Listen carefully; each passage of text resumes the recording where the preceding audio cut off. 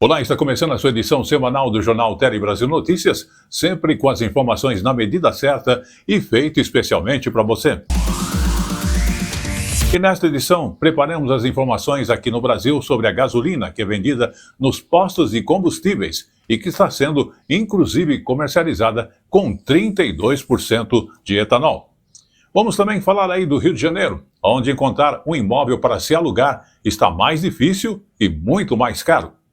Vamos também falar de turismo, mas de culinária, um prato típico de certa região que faz parte da rotina e da cultura nacional. Falamos aqui do monguzá salgado.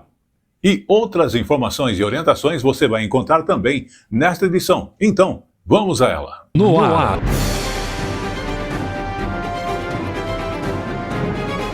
Tele Brasil Notícias. E começamos essa edição falando de gasolina, porque para segurar o preço por causa da guerra no Irã, desde o início do mês de agosto, a gasolina que está sendo vendida nos postos de combustíveis está sendo comercializada com 2 pontos percentuais a mais de etanol na mistura da gasolina. Antes, era misturado 30% de etanol, agora são 32%. E justamente essa medida, ela foi anunciada pelo Conselho Nacional de Política Energética, inclusive terá validade por aproximadamente 180 dias e podendo, inclusive, haver aí a prorrogação. E nas ruas, motoristas e também as pessoas em geral ainda têm dúvidas sobre este aumento da quantidade de etanol na mistura da gasolina, que inclusive pode prejudicar o desempenho ou não do seu automóvel. Será isso? E também o consumo do carro. Será que vai mudar também? Vamos acompanhar mais detalhes nesta informação. O aumento de 30% para 32% de álcool anidro na gasolina comum se tornou assunto recorrente entre muitos motoristas. Alguns criticam, outros acham que a mudança não fará diferença em seu dia a dia. Botando mais álcool na gasolina vai piorar, não tenha dúvida disso. Mesmo os carros tendo módulo inteligente, essas coisas, vai piorar. O senhor acha que esse aumento de 2%... vai ficar elas por elas. Vai dar meio que no mesmo. 78% da frota brasileira de veículos é bicombustível. O restante usa apenas gasolina. Entre eles, carros muito antigos do século passado ou importados. Este especialista afirma que os motoristas nem devem perceber o aumento no consumo da nova gasolina em seus veículos. As medições de consumo são medidas assim em laboratório de maneira muito rígida. E na rua você tem efeito do vento, da vibração, da qualidade da pista, temperatura, umidade, modo de dirigir, tudo isso influencia muito, então é muito difícil você poder comparar de 30 para 32 e sentir essa diferença. A gente não entende que não vai haver uma percepção pelo motorista. De acordo com o Conselho Nacional de Política Energética, foram realizados estudos com a mistura anterior de 30% de etanol que mostraram não prejudicar os proprietários de veículos e a nova mistura considerou a margem de tolerância de até 2 pontos percentuais prevista nos testes. Foi crescente essa participação dos motores flex no mercado, que não vai ter qualquer problema, porque elas estão preparadas desde uma E27, que era para a qual os carros foram produzidos, desenvolvidos, até E100, que é o etanol hidratado. Então esses carros não terão problema, eles estão fora da discussão. Aí há um pouco de preocupação com os motores puramente a gasolina, importados. Só que os motores dessa época, também de 2003 para cá, que vieram importados pelas montadoras, também vieram sendo adaptados para esse teor de álcool aqui do país. Então, a preocupação é mínima com esse veículo. Vamos falar de telemedicina, que tem ajudado estudantes aí a ter o acesso à saúde na rede pública lá no Piauí. Exatamente um exemplo para outros estados. Nas escolas de tempo integral, as consultas, inclusive, podem ser feitas sem que o aluno precise sair daquela unidade de ensino. Exatamente. O serviço já está presente em 100% dessas escolas. Vamos conferir a reportagem da TV Picos, que também é uma emissora da Rede Nacional de Comunicação Pública. Não. Maria Clara tem 18 anos, está na reta final do ensino médio e, como todo aluno de tempo integral, passa boa parte do dia dentro da escola. Foi também nesse espaço, entre a rotina das aulas e as demandas do dia a dia, que ela encontrou um caminho mais rápido para cuidar da saúde.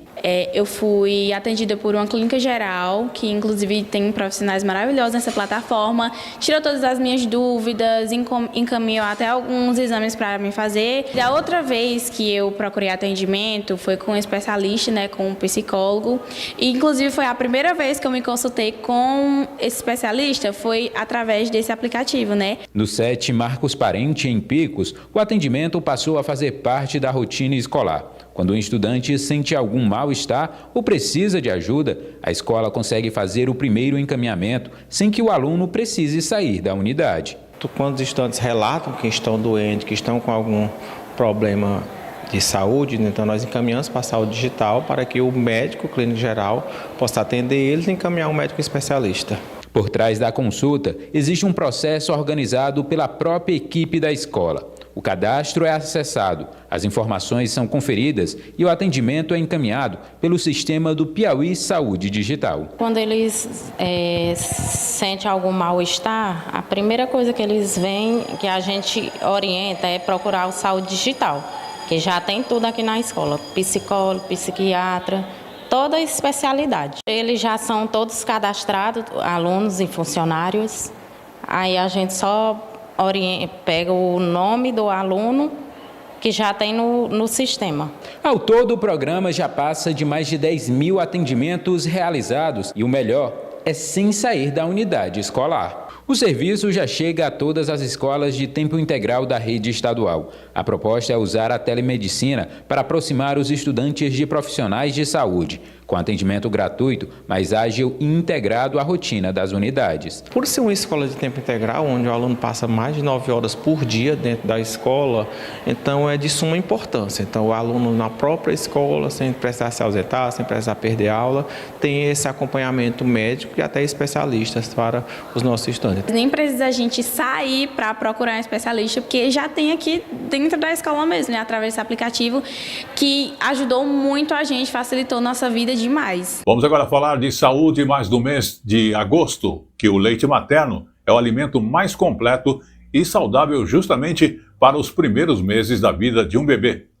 E agosto, como dissemos, é o mês dedicado ao incentivo do aleitamento materno. Vamos observar.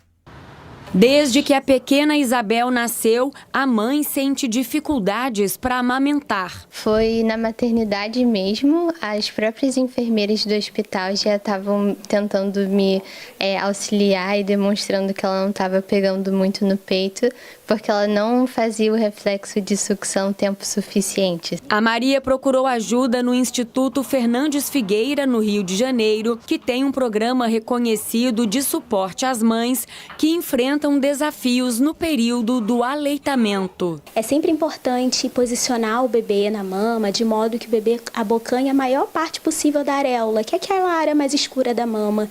Isso ajuda o bebê a tirar bastante leite, extrair melhor o leite e não sentir dor.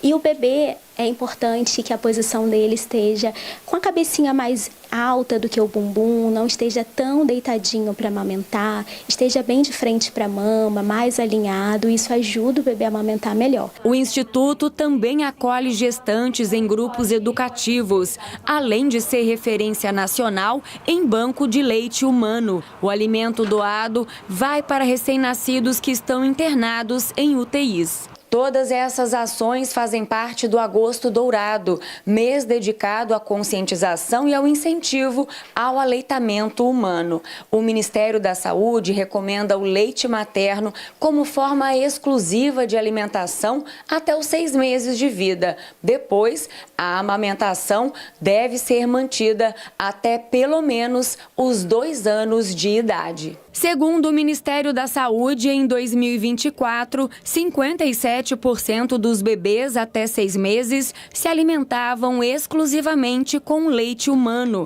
índice que se repetiu em 2025.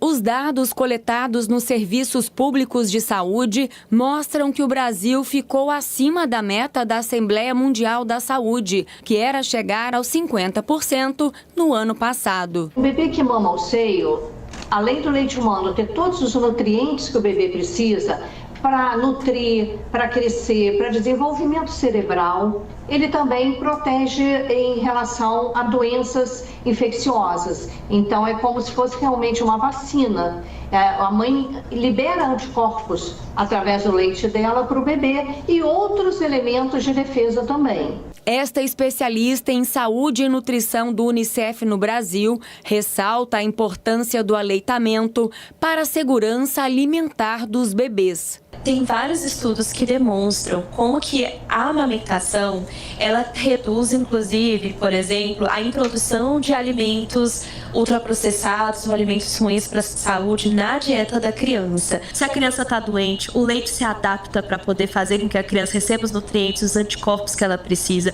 Se a mãe está desnutrida, se ela não tem acesso à alimentação adequada, o leite também dá conta de continuar produzindo e dando os nutrientes que aquela criança precisa. E estamos de volta agora falando de outro assunto, que é a Anvisa, que autorizou a venda de medicamentos por plataformas digitais como o iFood e também o Mercado Livre.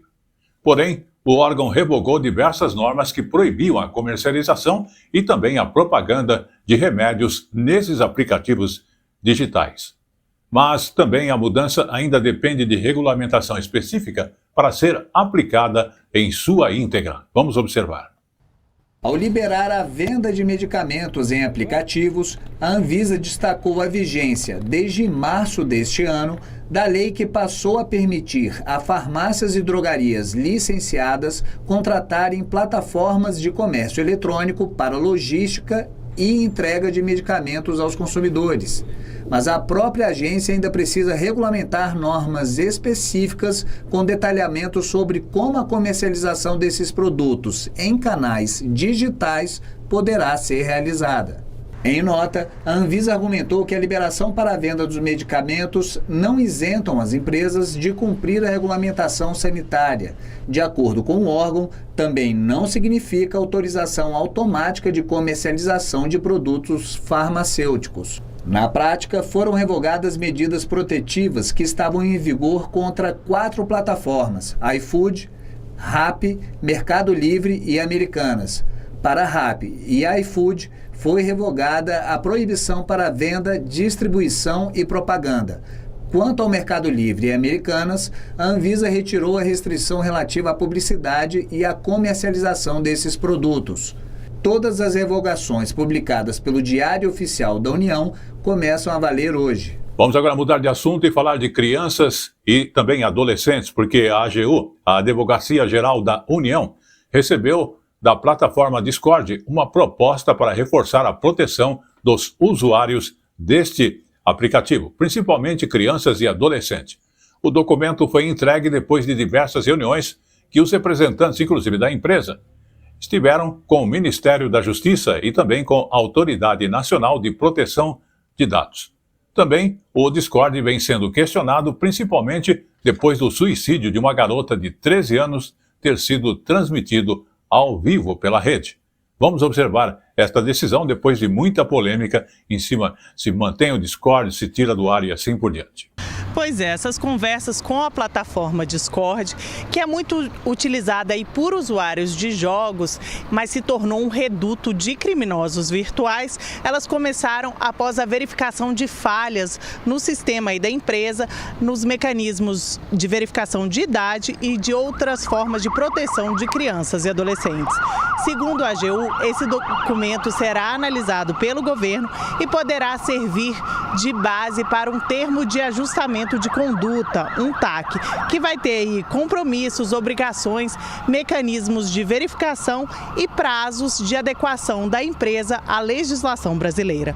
A gente relembra, como você disse, um caso muito triste do suicídio dessa jovem de 13 anos em Mato Grosso do Sul. Ela teria sido induzida à automutilação e ao suicídio durante transmissão ao vivo aí na plataforma. Apesar dessa tentativa de acordo, a AGU disse também que isso não impede a adoção pelo governo de medidas administrativas e judiciais para garantir a proteção das crianças e adolescentes no ambiente virtual. E além da AGU, o Ministério Público do Estado de São Paulo também encaminhou uma proposta de TAC hoje para a Discord e aguarda aí a manifestação da empresa. Segundo o MP, a iniciativa está inserida na atuação do órgão de proteção contra ilícitos praticados contra crianças, adolescentes, mulheres e crianças.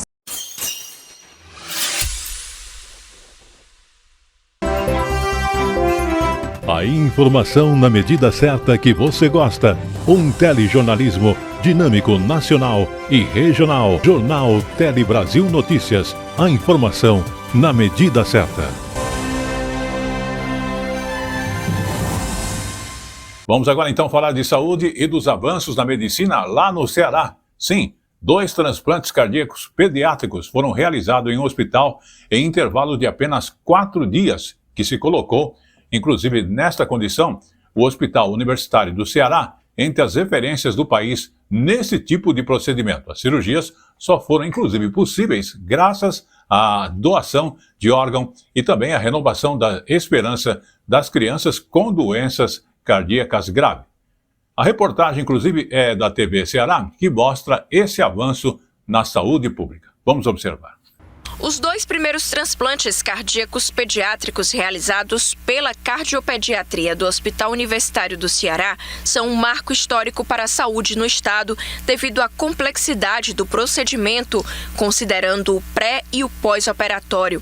A unidade foi a primeira do Norte e Nordeste a realizar esse tipo de transplante em pacientes tão jovens. As crianças têm muito menos doadores do que adultos, porque a doação geralmente vem de acidentes de trânsito, vem de coisas que preservam o coração, né? E a criança tem menos. E quanto menor a criança, mais difícil é essa doação. Então, além da complexidade do procedimento em si, de manter a criança até o coração chegar, do ato operatório e do pós-operatório, tem o problema da doação. A coordenadora da Cardiopediatria da unidade explica ainda que o transplante cardíaco pediátrico só é indicado em casos bem específicos. A gente pode separar de uma forma simples em 2 grandes grupos.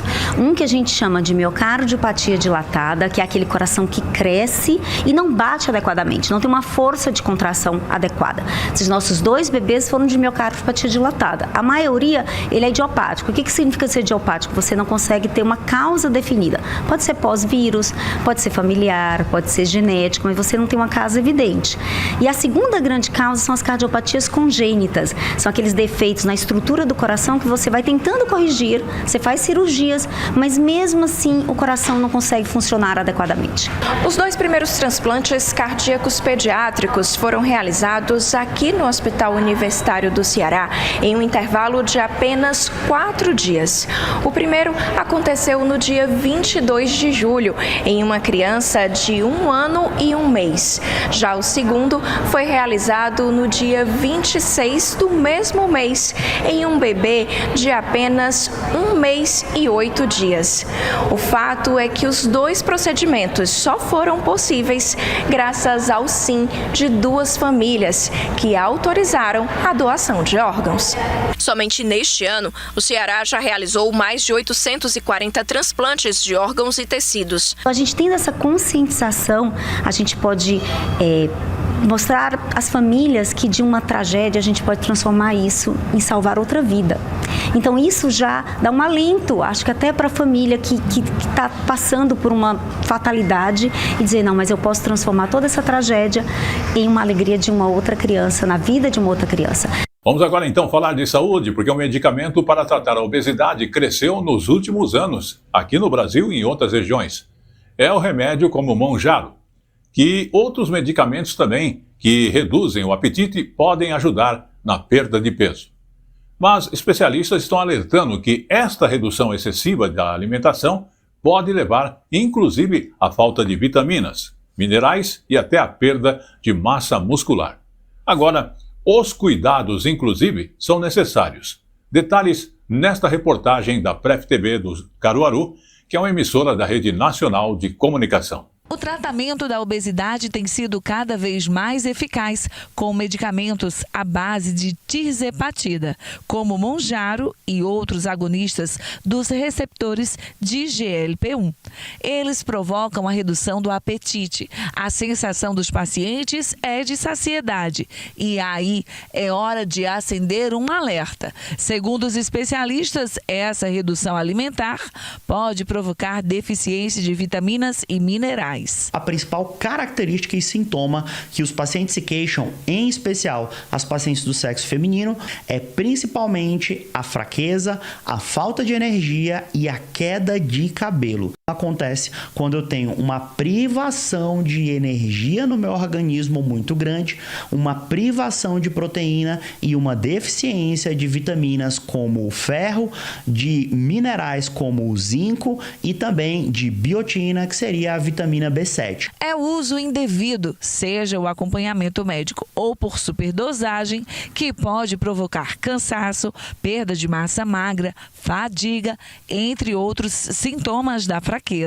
De acordo com os estudos científicos, as pessoas que usam este tipo de medicamento têm uma redução na ingestão alimentar entre 16% e 39%. Eles produzem um efeito muito importante a nível gastrointestinal, reduzindo a tua capacidade de consumir alimentos. Só que se esse consumo alimentar menor não for atrelado a um aumento do cuidado e principalmente um aumento da densidade nutricional, esse paciente vai acabar tendo uma deficiência do consumo de proteínas, de minerais e de vitaminas, levando esse paciente a ter cada dia mais efeitos colaterais por causa dessas deficiências do uso dessas medicações sem o devido acompanhamento. Ao fazer uso dos medicamentos, Amanda está na lista dos pacientes que não se descuidaram da visita ao médico. O resultado foi emagrecimento eficaz e qualidade de vida. Eu fiz o tratamento também com o Mounjaro, mas eu não tive queda de cabelo, não tive unha enfraquecida, pelo fato de ser acompanhada e fazer a reposição de vitamina da forma correta. Por fim, vale lembrar, a Organização Mundial da Saúde recomenda que agonistas de GLP-1 devem ser usados apenas como tratamento complementar da obesidade. E estamos de volta agora falando de crianças e adolescentes, porque o presidente da República sancionou uma lei que aumenta as penas para crimes digitais justamente contra crianças e adolescentes. O texto acaba endurecendo a punição para casos de violência sexual praticados com o uso, inclusive, da inteligência artificial, o deepfake, perfis falsos e também a questão das redes sociais. A legislação, inclusive, aumenta as penas para quem produz, divulga ou vende, ou mesmo aquela pessoa que armazena conteúdos de violência sexual. Vamos observar nesta informação esta matéria. Que aumenta as penas para crimes digitais contra crianças e adolescentes. O texto endurece a punição para casos de violência sexual praticados com o uso de inteligência artificial, deepfake, perfis falsos e redes sociais. A legislação aumenta as penas para quem produz, divulga, vende ou armazena conteúdos de violência sexual infantil. Nos casos em que houver uso de inteligência artificial, a punição pode ser elevada até 2/3. A nova lei também amplia as penas para o aliciamento de crianças e adolescentes pela internet e prevê atendimento psicológico e psicossocial para as vítimas de violência sexual. Detalhes para você que quer saber mais, Agência Brasil. O endereço, agenciabrasil.ebc.com.br. Vamos agora mudar de assunto e falar de casamento e também de divórcio, porque o divórcio aqui no Brasil está quase completando 50 anos. E se olharmos bem, meio século ele mudou, né? Um casamento deixou de ser um tabu, mas as questões emocionais, familiares, financeiras de um término continuam, claro, presente na vida da pessoa envolvida. Por isso, uma das tantas mulheres que se divorciou aqui no Brasil, ela teve uma ideia. E a ideia dela é justamente reunir histórias e o apoio para quem precisa recomeçar. Sim, a vida quando o casamento realmente chega ao fim. Vamos observar. Daniela viveu 17 anos de uma dedicação total ao casamento. Eu fui aquela esposa que cuidava da casa, além de trabalhar fora. Quando chegava em casa ainda cuidava da casa, do marido e de filho. E eu acreditava que esse suporte que eu dava ao meu marido, o crescimento profissional dele, eu estaria tranquila também. Aí veio a desilusão. Quando ele fez essa decisão de sair do nosso casamento para ir para um outro relacionamento, infelizmente eu estava desempregada nesse momento. E para eu voltar ao trabalho desacreditada de quem eu realmente era, foi muito difícil. Os dados mais recentes do IBGE mostram que o número de divórcios no Brasil caiu de 2024 para 2023, de cerca de 440 mil ao ano para pouco mais que 428 mil. Mesmo assim, são cerca de 1.100 separações por dia, um processo duro e solitário para muitas mulheres. Foi da superação de um divórcio que nasceu uma plataforma que reúne mais de 1 milhão de seguidoras. Uma rede de apoio, informações e acolhimento para mulheres que atravessam essa fase de reconstrução da vida financeira, de uma nova perspectiva de maternidade, da criação de uma nova identidade e de fortalecimento feminino. Ao meu redor, as pessoas que eu convivia, minhas amigas, minha família, ninguém tinha se divorciado. Eu não tinha referência de uma mulher que tivesse se divorciado. Olha que loucura. E ali no nosso grupo, nessa comunidade que a gente está criando, ela também vê que tem muitas outras mulheres legais, fortes, inteligentes, e ela encontra ali a força dela também, porque ela se identifica. A partir da dor, ela se identifica também na superação. E chegou agora no Tele Brasil Notícias, o nosso Momento Jurídico. Momento Jurídico fala do valor de indenização por dano moral, que deve considerar a convivência, a dependência emocional ou econômica dos envolvidos. Vamos observar. Valor de indenização por dano moral em caso de morte não deve ser definido apenas pelo parentesco entre vítima e familiares que pedem a reparação. A conclusão é da 4ª turma do Superior Tribunal de Justiça. O colegiado, em julgamento unânime, reconheceu o direito à indenização aos familiares de uma criança de 1 ano, vítima do desastre causado pelo rompimento da barragem da mina Córrego do Feijão, em Brumadinho, Minas Gerais, em 2019. A 4ª turma, no entanto, considerou excessivo o valor definido pelo Tribunal de Justiça de Minas Gerais. Isso porque a quantia foi calculada com base apenas na presunção do dano pelo parentesco. Então fixou a reparação em R$ 150 mil para cada avô e em R$ 25 mil para cada tio da criança. A relatora do recurso especial da Vale, ministra Isabel Galotti, explicou que a jurisprudência do STJ admite a reparação por dano moral reflexo em caso de morte e a legitimidade para pedi-la deve observar como regra o grau de parentesco, o que busca evitar a ampliação excessiva do número de beneficiários e condenações desproporcionais. Ainda, segundo a ministra, o arbitramento da indenização deve observar também critérios como a convivência efetiva e a existência de dependência emocional ou econômica.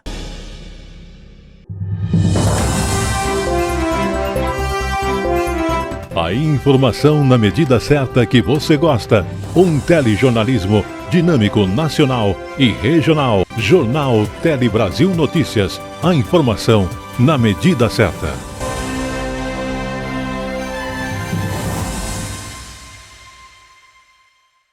Vamos então mudar de assunto e falar de datas comemorativas, porque aqui no Brasil tivemos aí no 2º domingo de agosto o Dia dos Pais. E a TV, inclusive a Pref TV, que é parceira da Rede Nacional de Comunicação Pública, preparou uma reportagem especial sobre esta data. Vamos observar. Ter um pai pai que inspira não só na vida, mas nos negócios. É assim para Yali e Argos. Os dois são filhos de Carlos Alberto. Empresário e dono de uma empresa metalúrgica, ele deixou os filhos muito livres para escolherem a profissão. E embora os dois tenham tomado rumos diferentes, decidiram, por vontade própria, seguir os passos do pai. Minha filha Yali seguiu no direito, no caminho do direito. Eu digo, fica à vontade. Argos já era mais novo, começou mais comigo. Começou a fazer engenharia de produção, depois disse, não, eu me identifico mais com a arquitetura. Hoje ele está terminando a arquitetura e Yali é advogada, mas quando ela terminou o curso, ela disse, pai, eu vou ficar com o senhor. Os dois seguiram o caminho do pai e têm orgulho disso. O que me fez escolher lá é para realmente dar continuidade ao legado que ele construiu, à história que ele construiu. Com muita garra, dedicação. Tomei a decisão de continuar com ele. Hoje eu estou à frente da parte comercial da empresa, né? E eu comecei a gostar disso, né? Porque eu fui pegando os ensinamentos dele, aplicando, entendendo como é que funcionava tudo e aprendendo, tanto no trabalho quanto com a vida. Realmente é um grande privilégio ter um pai que orienta, conduz e traz para a vida do filho a direção necessária. Um sentimento que ultrapassa barreiras e gerações. Assim também funciona nos negócios. Construir um patrimônio e vê-lo sendo cuidado pelos filhos. Seu Djalma tem uma história que carrega a coragem de um homem que era um protótipo e, a partir de uma oportunidade vinda do pai, conseguiu dar continuidade e chegar até aqui. Empresário na rede de supermercados, ele decidiu ainda jovem apostar na coragem de ser um comerciante. Motivo de orgulho grande para o filho de Djalma Júnior, que cresceu dentro da mercearia do pai. Como filho mais velho, viu todo o sonho se tornar realidade. Para mim isso foi importantíssimo, não era um esforço, era uma diversão. Então, não me lembro direito, mas talvez 8, 10 anos de idade eu já estava inicialmente na padaria, depois no supermercado. Aquilo era para mim um prazer e foi um aprendizado gigante. Histórias que inspiram e que fizeram a diferença no principal patrimônio desses pais: a construção da educação, desenvolvimento e futuro dos próprios filhos. Vamos agora falar então de altas temperaturas nos oceanos e também do El Niño, porque o mundo, inclusive, atingiu este ano a maior temperatura já registrada em um mês, o mês de julho. O cenário ocorre em meio ao desenvolvimento do El Niño. As informações, inclusive, foram divulgadas pelo Observatório Europeu Copérnicos. Vamos observar. A temperatura média da superfície do mar ficou em 20,96 graus Celsius. O recorde anterior foi 20,89 graus, em 2023. Naquele ano, o planeta vivia uma situação semelhante. O El Niño estava em ação. A diferença parece pequena, apenas 0,7 de grau de temperatura, mas pode significar um grande impacto, já que o Pacífico Equatorial deve ficar mais quente nos próximos meses. O pico das temperaturas globais tende a ocorrer após o próprio El Niño atingir seu auge, o que geralmente acontece entre novembro e janeiro. O Atlântico e o Mediterrâneo Ocidental também bateram recordes. As águas aquecidas ao redor da Europa provocaram fortes ondas de calor marinhas, com impactos severos no ecossistema. Observamos ondas de calor marinhas, e elas também alimentam o calor que vemos em terra firme, pois fornecem parte do aquecimento de base sobre o qual esses sistemas de alta pressão se intensificam. E o que os termômetros medem comprova que está tudo interligado. Em nível global, julho deste ano foi o segundo mais quente já registrado, empatando com o 2024 e ficando atrás apenas de 2023. A temperatura média do ar foi de 16,9 graus Celsius, 1,47 grau acima da média do período pré-industrial, encostando no limite de 1,5 grau estabelecido pelo Acordo de Paris.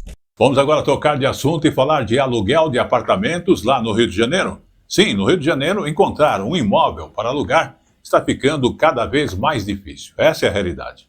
E mais caro. Um levantamento, inclusive, do Secovi mostra que a oferta de apartamentos para locação residencial caiu a mais de 30% nos últimos 3 anos. E entre os fatores apontados estão o avanço dos aluguéis por temporadas e também a alta dos juros. Vamos observar essas informações que são bastante importantes para cidades turísticas como o Rio de Janeiro. O reajuste dos aluguéis, muito acima da inflação, está assustando quem não tem casa própria e mora como inquilino. Para quem ganha um salário mínimo, pagar R$800 de aluguel, né?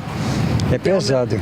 Para morar também 500, fora as outras contas, água, luz, internet. Entre os motivos da alta estão as plataformas digitais como Airbnb e Booking.com, pois os proprietários preferem alugar por temporada a turistas, ganhando mais dinheiro, em vez de alugar para inquilinos com um contrato maior. Nos últimos 3 anos, a oferta de imóveis para aluguel tradicional no Rio caiu 30%. Em junho de 2023, eram cerca de 10 mil imóveis para alugar na cidade. Em junho deste ano, o número caiu para 7 mil. Com isso, o volume de imóveis em certos bairros encolheu, expulsando moradores antigos para bairros mais afastados. Nós tivemos índices agora acima de 35% do aumento de aluguel. Isso é uma loucura, né? Na medida que você tem uma inflação nos últimos 2 anos que não chega a 10%. Os Airbnb da vida, né? Todas as plataformas estão se locupletando desse aumento, né? Impedindo que o morador que mora efetivamente no local, que vive, consiga se manter ali, porque o turista vem e paga 10 vezes mais do que ele receberia. A alta taxa de juros no Brasil também tem ajudado a encarecer o preço dos aluguéis. É o que avalia o presidente do Sindicato da Habitação, Secov Rio, que representa as empresas do mercado imobiliário. Se a população puder ter acesso e pode ser até através de uma política pública, acesso a um financiamento mais barato que caiba no bolso da população para que ela volte a comprar, com certeza a gente vai ter essa demanda por compra voltando e isso tira a pressão do valor do aluguel. O Comitê de Política Monetária reduziu a taxa Selic para 14% ao ano nesta quarta-feira. É o 4º corte consecutivo dos juros, mas o patamar ainda é um dos mais altos do mundo. Já a questão das plataformas de aluguéis está sendo definida no Superior Tribunal de Justiça, STJ, que pretende dar uniformidade às decisões em todo o país sobre a possibilidade dos prédios residenciais alugarem ou não apartamentos por temporada. Vamos agora então mudar de assunto e falar de plantas nativas, porque aqui no Brasil temos muitas, né? Mas uma planta nativa do Brasil está na origem de medicamentos usados em dezenas de países. Exatamente. Cultivado no norte do Piauí, o jaborandi fornece o princípio ativo que é utilizado, inclusive, no tratamento do glaucoma e também de outros problemas de saúde. Vamos à reportagem da TV Delta, emissora da Rede Nacional de Comunicação Pública. Jaborandi, conhecido pelas folhas ricas em pilocarpina, é cultivado na zona rural de Parnaíba e coloca o Brasil entre os principais produtores desse princípio ativo, utilizado em medicamentos para glaucoma e xerostomia, condição que provoca boca seca, comum em pacientes submetidos ao tratamento contra o câncer, além de outras aplicações farmacêuticas. A empresa, que mantém uma área irrigada dentro dos tabuleiros litorâneos ao norte do Piauí, é a principal fornecedora de pilocarpina do mundo, além de realizar a compra de empresas localizadas no interior do Piauí, no Maranhão e Pará. O jaborandi é uma planta perene e pode permanecer produtiva por até 40 anos. Os brotos concentram o maior teor de pilocarpina e, por isso, são foco da colheita. O trabalho que a Centroflora fez foi domestificar o jaborandi, né, para um cultivo convencional, a pleno sol e sob um sistema de irrigação. Então, uma vez que a gente já fez a seleção das plantas para essa condição, agora a gente consegue expandir para outras áreas com um clima semelhante também. No ano passado, a empresa processou cerca de 380 toneladas de folhas de jaborandi. Após as etapas de extração e purificação, esse volume resultou em aproximadamente 2,5 toneladas de pilocarpina pura. um produto de alto valor agregado e que exige rigoroso controle de qualidade. Da folha, a gente faz extração e purificação do produto pilocarpina. Existe uma lei na Anvisa que você não pode exportar a planta, você pode exportar o produto, né? Então, só no Brasil é que tem essa produção para o mundo. Então, aqui nós produzimos e 80 países. A gente tem um distribuidor em Luxemburgo que ele redistribui para 80 países. E a China está sendo agora registrado o nosso produto também para entrar na China.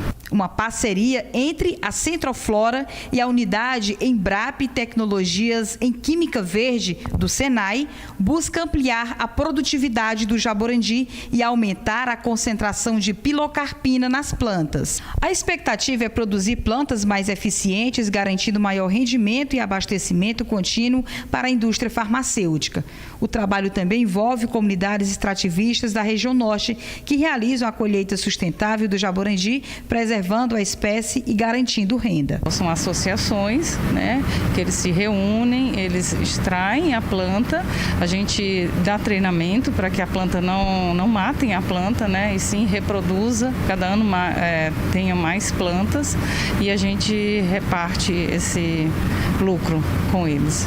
Hoje, a pilocarpina produzida no Piauí está presente em medicamentos comercializados em mais de 80 países, entre eles Estados Unidos, Japão, Coreia do Sul, China e diversas nações da Europa. Da pesquisa científica ao campo e da indústria às farmácias de todo o mundo. O jaborandi mostra como a biodiversidade brasileira pode gerar inovação, desenvolvimento sustentável e colocar o Piauí em destaque no mercado farmacêutico internacional. E como eu falo sempre, tudo que é bom dura pouco. E o Tele Brasil Notícias Semana está chegando ao seu final, agradecendo a sua audiência. Mas antes, vamos falar aí de pratos típicos lá do Ceará. Um prato que, inclusive, na própria região, continua fazendo parte da rotina e da cultura dos moradores. Falamos aqui do monguzá salgado, feito à base de milho, e ingredientes regionais, que já é uma tradição que atravessa gerações e agora também desperta o interesse de vários turistas que visitam aquela região. Vamos então conhecer de perto na reportagem da TV Ceará, emissora da Rede Nacional de Comunicação Pública. Não basta juntar os ingredientes. Quem faz mungunzá salgado aprende desde cedo que cada panela carrega um jeito próprio de preparar. Tem o tempo certo do cozimento, o ponto do milho, o tempero e, principalmente, a experiência de quem aprendeu a receita dentro de casa. Para muita gente do Cariri, o mungunzá começa muito antes da primeira colherada. Refoga a calabresa com bacon, no alho e cebola. Depois você pode cozinhar um buchozinho e uma carninha separada que vai dar mais sabor. Aí o nosso mungunzá salgado agora da nossa região aqui.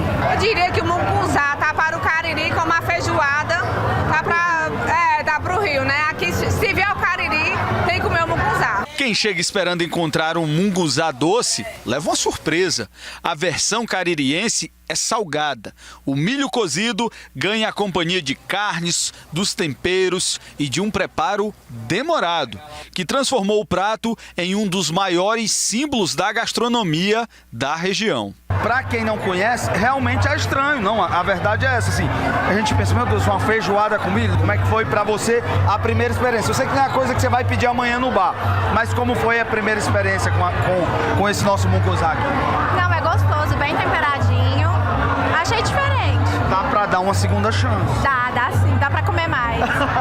E agora eu vou exercer minha principal função aqui na TV Ceará, que é experimentar as comidas, né? Carliano que fez isso aqui, o mungunzá. Rapaz, o cheiro é bom, viu? O cheiro é bom. Vamos ver aqui. Vamos provar. Mungunzá salgado, gente.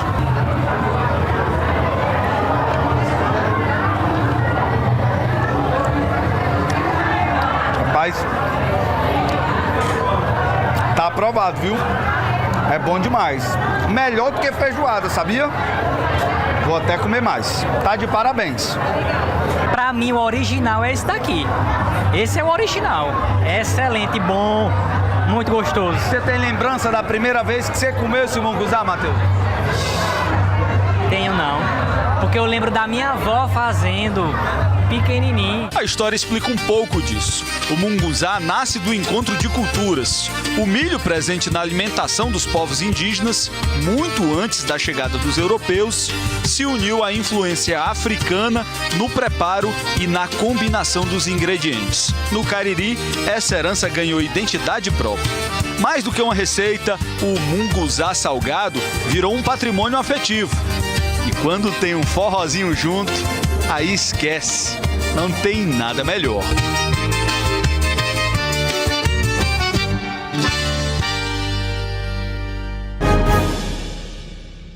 E com essa última informação, o Tele Brasil Notícias da Semana está chegando ao seu final e sempre dando aquela orientação. Você quer rever as nossas informações? Você entra no nosso site, que é telebrasilnoticias.com, ou então através das redes sociais como o YouTube, @Jornal Tele Brasil Notícias, e nós temos também aí para você o nosso Facebook, A Hora da Notícia Rádio e TV. Queremos agradecer o apoio técnico de toda a nossa equipe e estaremos de volta na semana que vem com muito mais informações para você. Até lá!